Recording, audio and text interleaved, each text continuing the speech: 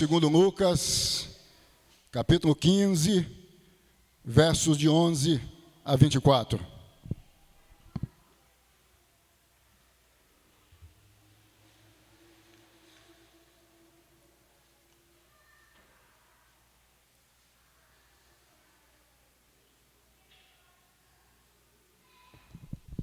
Amém, irmãos e irmãs. Assim diz a santa e bendita palavra de Deus. Continuou, certo homem tinha 2 filhos. O mais moço deles disse ao pai: Pai, dá-me a parte dos bens que me cabe. E ele lhes repartiu os haveres. Passado não muitos dias, o filho mais moço, ajuntando tudo o que era seu, partiu para uma terra distante e lá dissipou todos os seus bens, vivendo dissolutamente. Depois de ter consumido tudo, sobreveio àquele país uma grande fome, e ele começou a passar necessidade. Então ele foi e se agregou a um dos cidadãos daquela terra, e este o mandou para os seus campos a guardar porcos. Ali desejava ele fartar-se das alfarrobas que os porcos comiam, mas ninguém lhe dava nada. Então, caindo em si, disse: Quantos trabalhadores de meu pai têm pão com fartura, e eu aqui morro de fome. Levantar-me-ei, e irei ter com o meu pai, e lhe direi: Pai, pequei contra o céu e diante de ti. Já não sou digno de ser chamado teu filho. Trata-me como um dos teus trabalhadores. E levantando-se, foi para seu pai, e vinha ele ainda longe, quando seu pai o avistou, e compadecido dele, correndo, o abraçou e beijou. E o filho lhe disse: Pai, pequei contra o céu e diante de ti. Já não sou digno de ser chamado teu filho. O pai, porém, disse aos seus servos: Trazei depressa a melhor roupa. Vestiu, pondo-lhe um anel no dedo e sandálias nos pés. Trazei também e matai o novilho cevado. Comamos e regozijemo-nos, porque este meu filho estava morto e reviveu. Estava perdido e foi achado. E começaram a regozijar-se. O mau uso da liberdade. O mau uso da liberdade. Esse é o nosso tema. Deus amado, Deus santo, neste momento desejamos tão somente ouvir tua voz. Desejamos ouvir que tu venhas falar conosco. Assim sendo, que tu possas usar-me com poder, com autoridade, em o nome de Jesus. Amém e amém. O mau uso da liberdade. Meus irmãos e minhas irmãs, é certo dizer que a humanidade, desde os seus primórdios, sempre teve liberdade. Assim sendo, Adão e Eva rebelaram-se no jardim do Éden, quando desobedeceram o mandato espiritual, isto é, a palavra de Deus, que dizia que não deviam comer do fruto do conhecimento do bem e do mal. Não buscavam liberdade, buscavam autonomia. Isto fica evidente na conversa, principalmente de Eva com Satanás, já que Satanás ressalta a mesma que se comessem do fruto do conhecimento do bem e do mal, haveriam de ter o conhecimento do bem e do mal.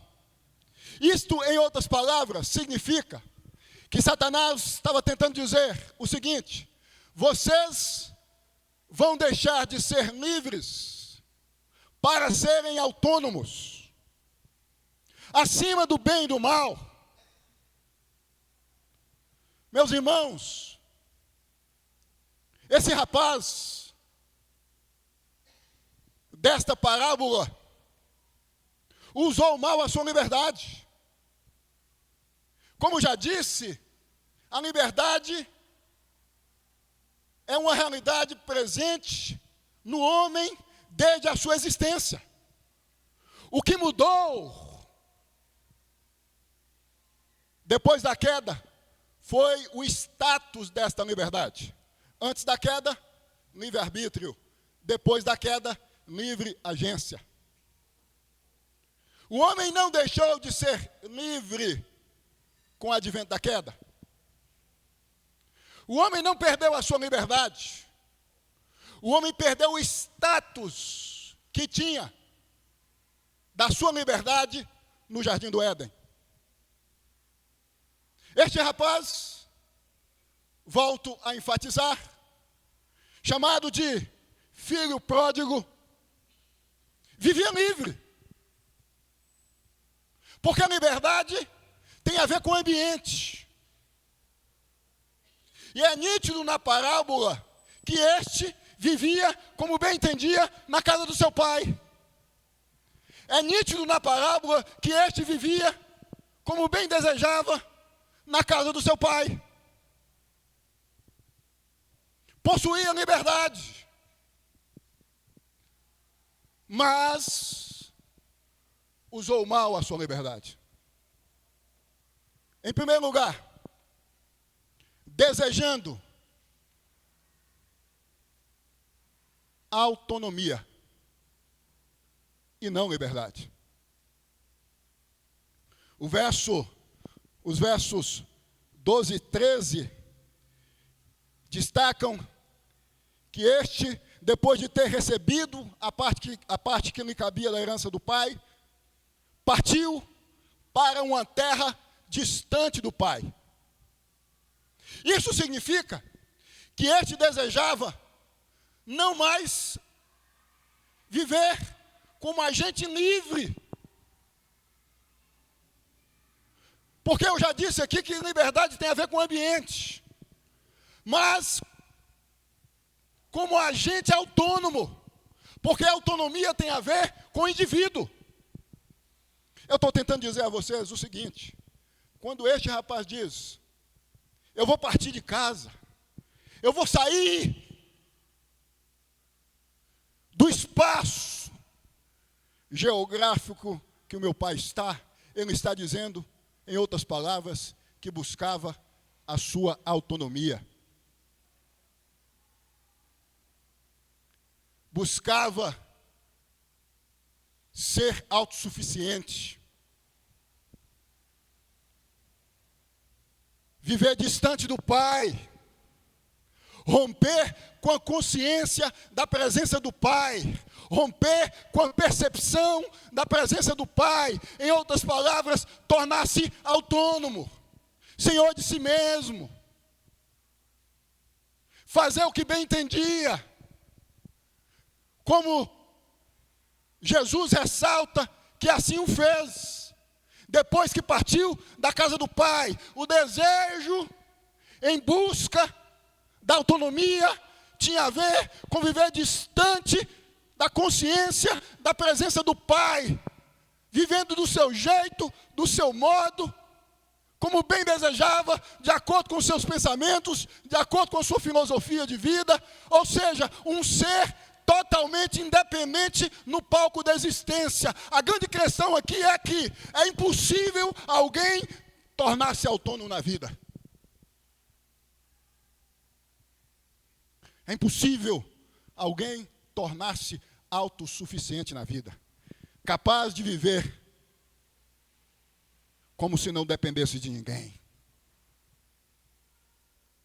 Ele rompe com a consciência da presença do pai, porque o desejo não é cultivar sua liberdade, é buscar algo impossível de se ter na vida, autonomia.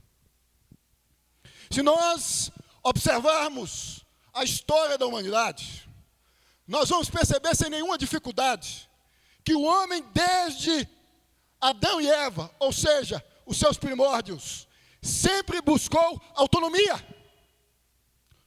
O desejo de romper com a consciência do pai, isto é, Deus, ou o desejo de romper com a consciência da presença do pai, isto é, Deus, na existência. Desde o advento da queda, a humanidade passou a buscar, não liberdade, porque eu já disse aqui que a mesma sempre teve liberdade, mas autonomia. Nimrod, o idealizador da construção da Torre de Babel, e todos os que estavam envolvidos, não desejavam liberdade, porque a liberdade estes possuíam, desejavam autonomia. É o desejo de romper com a ideia de que existe um ser que sustenta a vida, que mantém a vida, que nos faz dependentes, que comunica que nós não somos autônomos, autossuficientes. Este rapaz desejava possuir uma vida autônoma, ser autossuficiente. Esta, talvez, é a maior síndrome que envolve a humanidade desde os seus primórdios. O desejo de tornar-se autônomo, o desejo, em outras palavras, de dizer abaixo a Deus. Nós somos os nossos próprios deuses.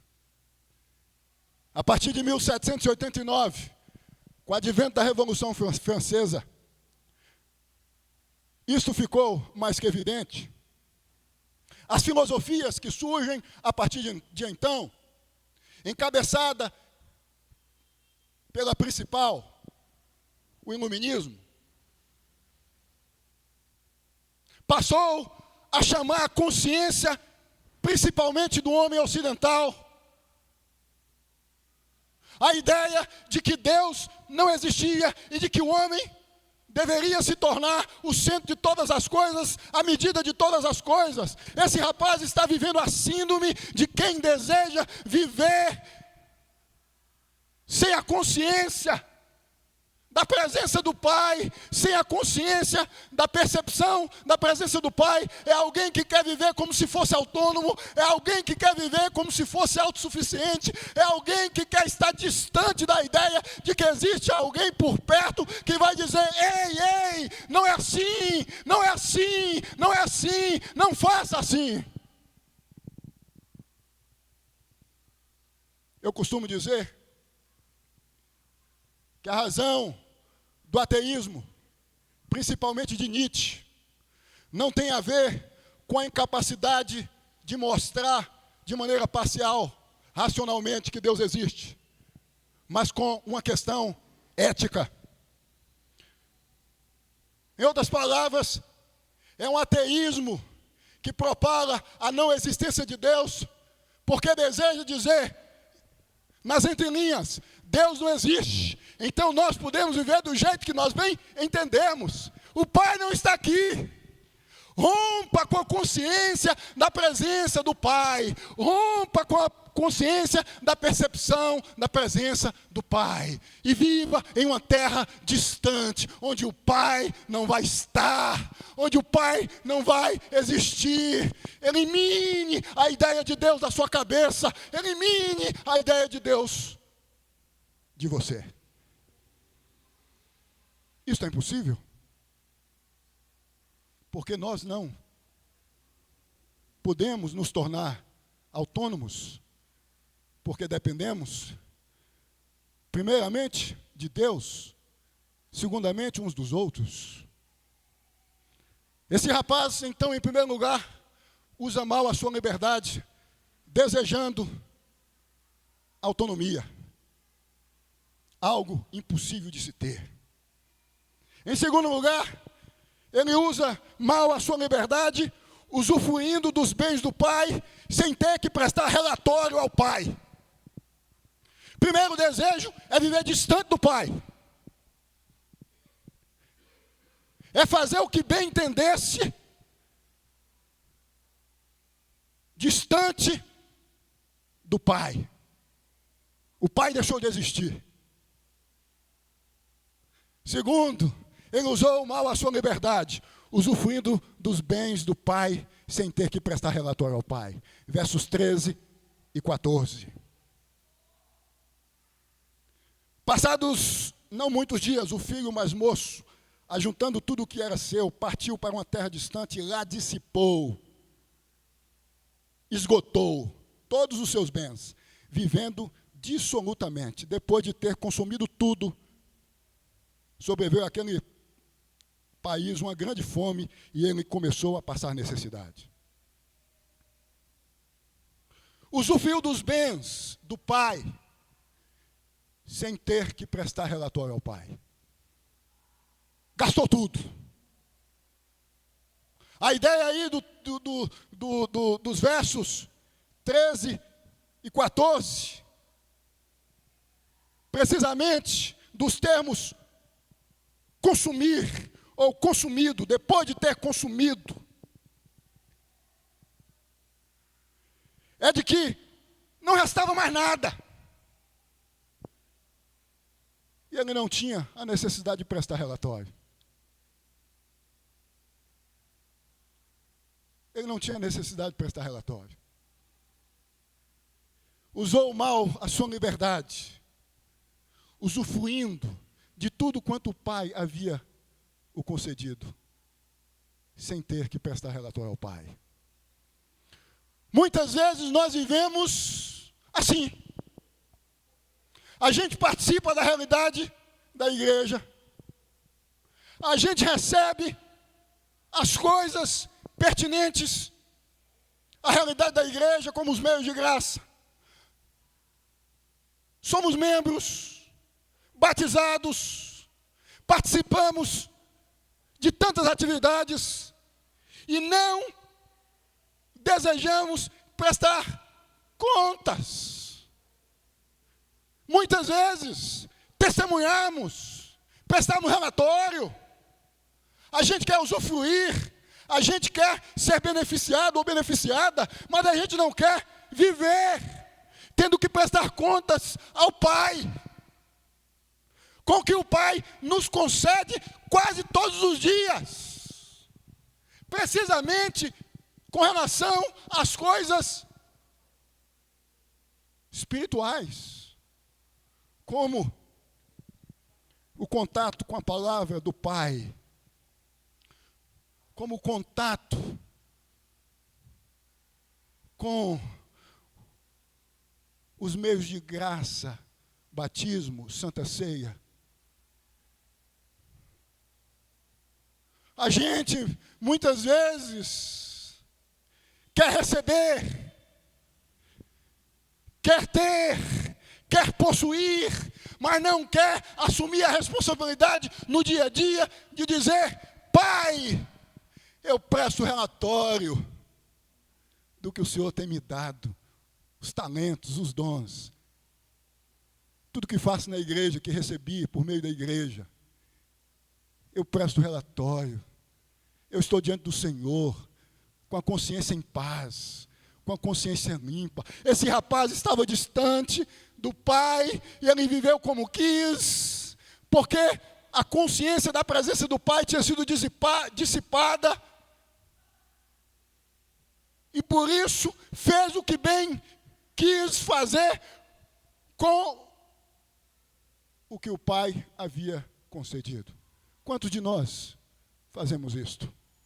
Usamos mal a nossa liberdade. Quando não temos essa consciência da necessidade de estabelecermos esse relacionamento com Deus de prestação de contas. Se hoje você não faz, um dia você há de ter que prestar contas. Está vivendo dentro da igreja,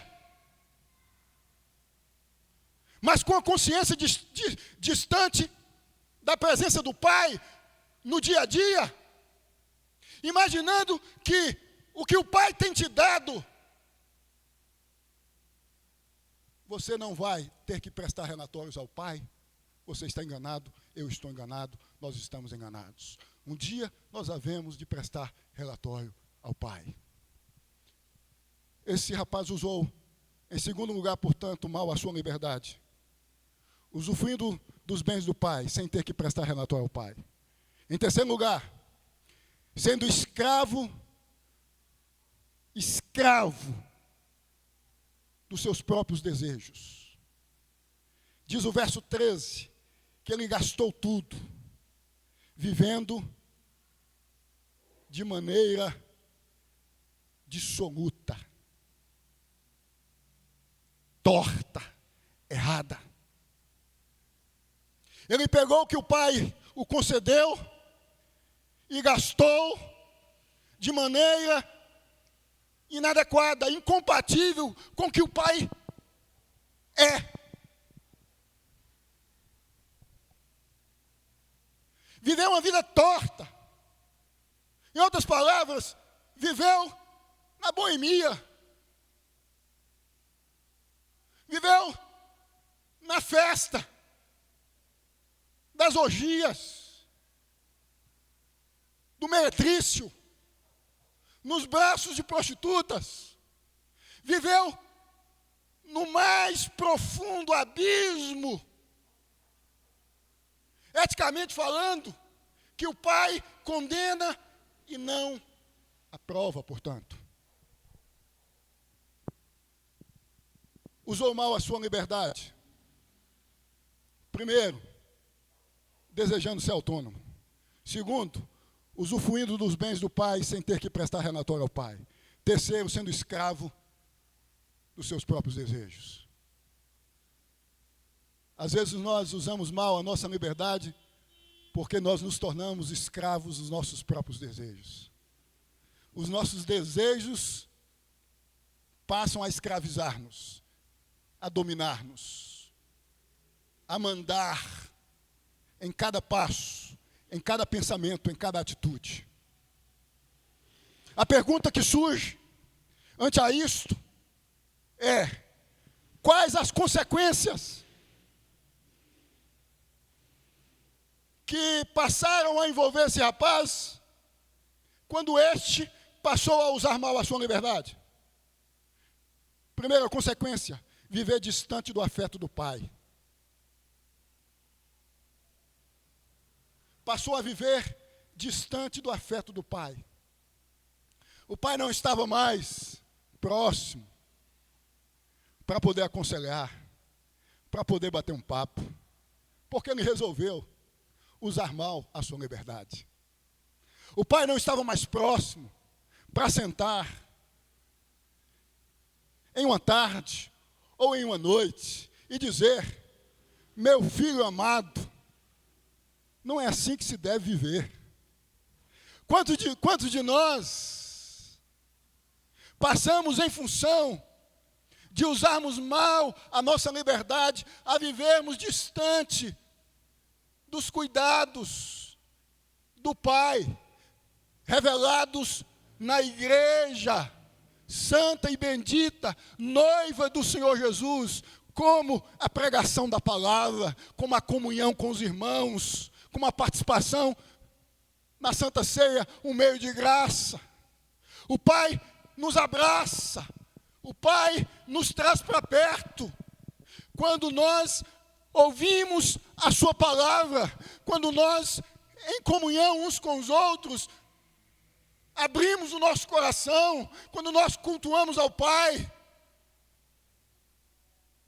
Deixar de viver distante do afeto do Pai, em outras palavras, trazendo para a nossa realidade de membros de uma igreja local, é nos afastarmos de tudo aquilo que o Pai dispensou para ser direcionado a nós, a igreja local, os santos e benditos meios de graça. Porque quando você está distante da igreja, onde a palavra é propalada, onde Deus comunica a sua vontade, você tende a viver uma vida como este rapaz viveu. E a tendência é viver mais e mais e mais distante, a ponto de ter a consciência cauterizada, a ponto de ter os ouvidos tapados, a ponto de perder toda a sensibilidade para com as coisas relacionadas ao Pai. Primeira consequência, viver distante do Pai. Segunda consequência, perder o que tinha recebido do Pai para a vida desregrada. Verso 14. Ele perdeu o que tinha recebido do Pai para a vida desregrada. Ele perdeu a comunhão com o Pai. Ele perdeu o contato que tinha com o Pai. Ele perdeu o que o Pai havia conquistado durante anos. Não só a presença do Pai, mas os bens que o Pai havia conquistado, vivendo a vida de maneira desregrada. Meus irmãos, quantas vezes nós perdemos, trazendo para a nossa realidade, o que o Pai, por meio do Espírito Santo, proporciona a nós. Quando ouvimos a sua palavra, quando estabelecemos comunhão com o Pai por meio da vida de oração, a sensibilidade para com as coisas relacionadas ao Pai, as coisas espirituais. E não damos ouvidos a ninguém, não escutamos a ninguém. Porque aquilo que ardia, aquilo que queimava, aquilo que pulsava em nós, quando reuníamos com os demais irmãos, com a finalidade de ouvirmos a palavra de Deus, em função de nos distanciarmos, deixa de pulsar. E muitas vezes a razão de tantas atitudes equivocadas e erradas está nesta realidade. É pegar o que o Pai deu, amassar e jogar numa lata de lixo. Eu não estou falando aqui de salvação, porque salvação não se perde. Mas intimidade com o Pai, sensibilidade para ouvir a voz do Pai, ter a alma derretida quando a palavra do Pai é propalada, isso sim pode acontecer, como aconteceu com esse rapaz. Você pode sim, enquanto filho do Pai, tornar-se insensível à voz do Pai, por ter adotado uma vida, em algum momento da sua vida, desregrada, que não tem nada a ver com o que o Pai deseja, com o que o Pai requer de cada um de nós. Terceira consequência, a necessidade de estar na casa do Pai pela dor. Versos 17 e 18. Depois de ter gastado tudo de maneira desregrada, torta, antiética, ou seja, nos trilhos da perversão ética, este passou a sentir na carne, a sua existência foi estremecida, sua alma sentiu, a dor tomou conta desse rapaz. Vejam aí o que diz os versos 17 e 18. Então, caindo em si, disse: quantos trabalhadores de meu pai têm pão com fartura, e eu aqui morro de fome. Levantar-me-ei, irei ter com meu pai, e lhe direi: Pai, pequei contra o céu e diante de ti. A dor fez com que este percebesse o quanto é importante estar diante do Pai e na casa do Pai. A dor fez com que este percebesse o quanto é importante gozar de maneira certa a liberdade dada ao Pai. A dor fez com que esse entendesse que não há como ser autônomo na existência, porque quem deseja ser autônomo na existência só toma chicotada, bordoada, paulada, e a consequência das pauladas é a dor. E quando isto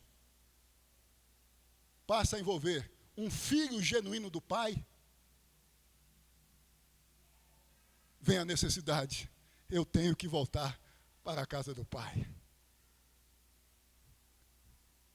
Eu tenho que ter o afeto do Pai. Eu tenho que ouvir os conselhos do Pai. Eu tenho que ouvir a palavra do Pai. Eu tenho que ter intimidade com o Pai. Porque do jeito que eu estou, da maneira que eu estou vivendo, dentro da minha casa, dentro do meu serviço, na minha faculdade, na minha escola, no meu bairro, na minha vizinhança, eu só tenho tido dor, porque eu tenho vivido de maneira desregrada, sem a consciência da presença do Pai, e a dor tem me consumido. Então eu preciso, mais do que nunca, de imediato, voltar para os braços do Pai, os braços do afeto, os braços do cuidado.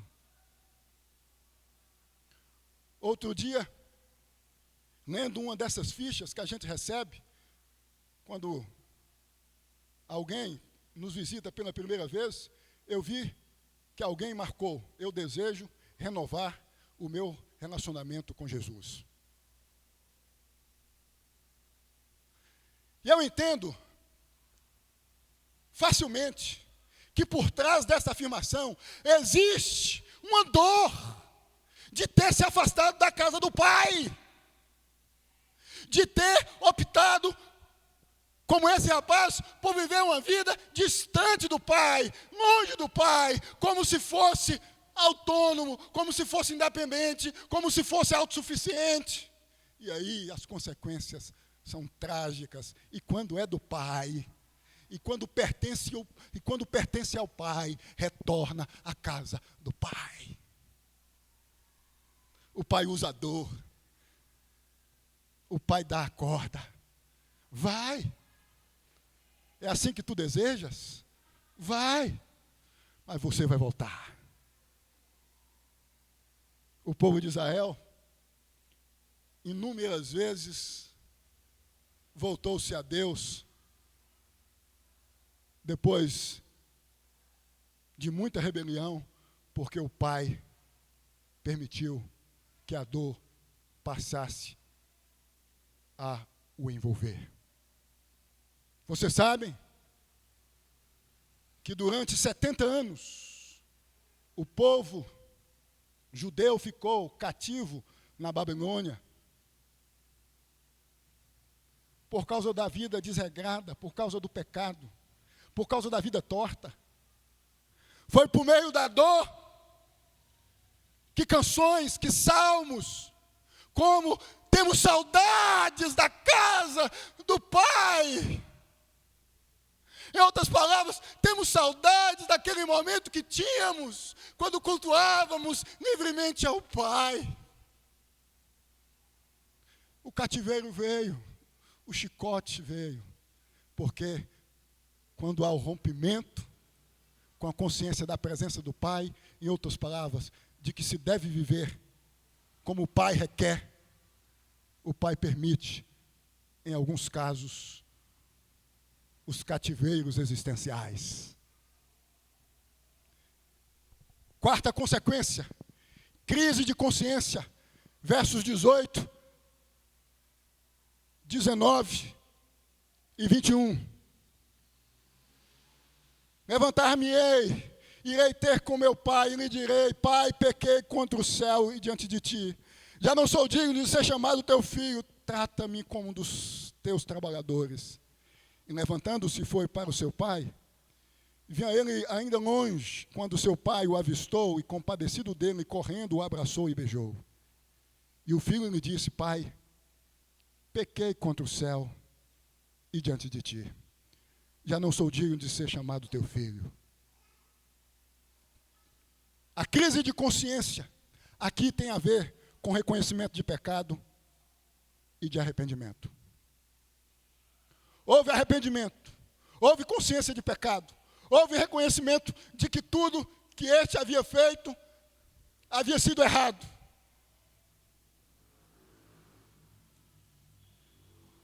Houve a consciência da vida torta que este havia levado e precisava reconciliar-se com o Pai. Ele não diz, eu pequei porque uma moça que cruzou no meu caminho me fez pecar. Ele não diz, eu pequei porque um comerciante astuto me enganou. Ele não diz, eu pequei porque em algum momento o Senhor, meu Pai, me distratou dentro da nossa casa. Ele não diz, eu pequei porque alguém me fez pecar. Ele diz, eu pequei. Ele reconheceu que tudo tinha a ver com ele mesmo. Reconhecer os nossos pecados, depois de termos nos arrependido, tem a ver com reconhecermos, de fato, que nós pecamos. Vocês sabem que quando a serpente enganou Adão e Eva, a primeira atitude de Eva foi, Senhor, a serpente me fez desobedecer a sua ordem. Adão, Senhor, foi esta que o Senhor me deu. Transferência de responsabilidade. Transferência de responsabilidade evidencia a ausência de arrependimento. Esse rapaz não transferiu a responsabilidade de ter gastado tudo que o pai havia dado a ele. Ele bateu no peito e disse, eu pequei. Eu vivi a pior vida que uma pessoa podia viver, sendo filho do pai.